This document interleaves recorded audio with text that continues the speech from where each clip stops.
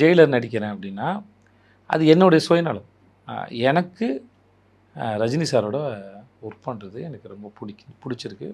அவர்களை இன்னமும் ஆச்சரியப்படுத்துகிறாங்க. ஸ்க்ரீன்லேயும் சரி, அவங்களோட பப்ளிக் அப்பியரன்ஸாக இருக்கட்டும் சரி. ஸோ நான் என்ன இடத்துலேருந்து பார்க்கும்போது அந்த எஃபர்ட் வந்து எவ்வளோ பெருசுன்னு எனக்கு தெரியுது. நான் காமன் ஆடியன்ஸாக இருக்கும்போது, பொதுஜனமாக இருக்கும்போது, ஆடியன்ஸாக இருக்கும்போது எனக்கு அது ஒன்றும் இவ்வளோ ஒர்த்தான ஒரு ஃபீல்லாம் கிடையாது. அவர்கள் ஒரு நடிகர்கள், அவ்வளோதான் அது. நான் காசு கொடுத்து படம் பார்க்குறேன், இவ்வளோ தான் எனக்கு இருந்த ஒழிய, அந்த எஃபர்ட்டு, அந்த தாட் ப்ராசஸ்ஸு, அந்த சின்சியாரிட்டி, ரெஸ்பான்சிபிலிட்டி, ப்ரெசன்டேஷன், இது எதுவுமே நான் வந்து எந்த ஆங்கிலையும் அதை பார்த்ததில்ல.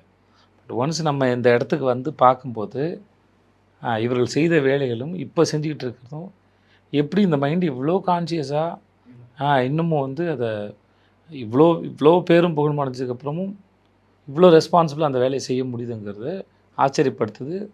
அது சிந்திக்கிறதுன்னு ஆச்சரியப்படுத்துது. அதனால் எனக்கு அது அது இன்னும் கொஞ்சம் என்ன சொல்கிறது, இன்னும் மெச்சூர்டாக்குன்னு சொல்லலாம், இல்லை இன்னும் கொஞ்சம் படிக்க சொல்லி தூண்டுதுன்னு சொல்லலாம். ஸோ அதோட பலன்கள் வந்து நிறையா.